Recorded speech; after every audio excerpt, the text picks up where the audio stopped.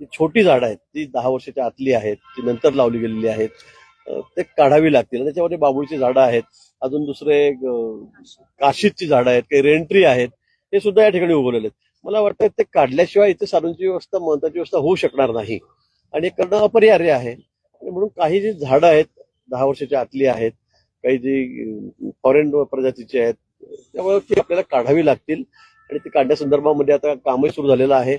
प्राधिकरण जे आहे त्याच्यामध्ये आदरणीय गिरीश भाऊ, झाली की आता 10 वर्ष तुमची राजकारणात, तुम्हाला काढून टाकलं तर चालेल का? जनता लय शून्य झालीये भाऊ. आम्ही इथं वृक्षवल्ली आम्हा सोये रे वनचरे असं म्हणत आलेलो आहेत आणि तुम्हाला हिंदू धर्माचा, हिंदू संस्कृतीचा, इथल्या साधूंचा इतिहास माहित नाहीये का? अरे या धरावरती झालेल्या प्रत्येक त्या महान साधूने त्या झाडांमध्ये राहूनच, त्या जंगलांमध्ये राहूनच तपश्चर्या केली आहे आणि भगवान देवाला प्रसन्न करून घेतलेलं आहे. साधूंना कोणत्या सुविधेची गरज नसते. त्यांना कायमस्वरूपी वृक्षवल्ली आम्हा सोय रे वनचरे हेच असतं. 10 वर्षाच्या आतील झाडं तुम्ही पिकवायला गेला होतात का? तुम्ही लावायला गेला होतात का तिथं? अरे यावर्षीच निसर्गाचा प्रकोप एवढा मोठा झाला की अगदी सगळेच हादरून गेले होते. आणि निसर्गावरती तुम्ही जर रोज असा घाला घालणार असाल तर नक्कीच तुम्ही विनाशाकडे जात आहात.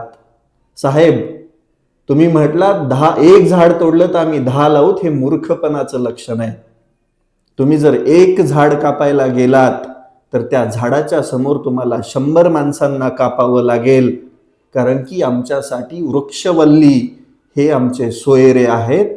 आम्हाला ती अतिशय प्रिय आहेत. तुम्ही सुविधा करा, इतर ठिकाणी खूप साऱ्या सुविधा करण्यासाठी जागा आहेत, पण इथल्या वनांना तुम्ही जर नख लावणार असाल तर नक्कीच तुम्हाला पण धडा शिकवावा लागेल. आणि तुमचे पण 10 वर्ष झालेले आहेत म्हणून तुम्हाला बी काढून टाकावं लागेल. तपोवनला हात लावला तर याद राखा, तपोवनसाठी 1 नाही, 1000 नाही, लाखो माणसं पण मरायला तयार होतील, पण झाडं कापून देणार नाही.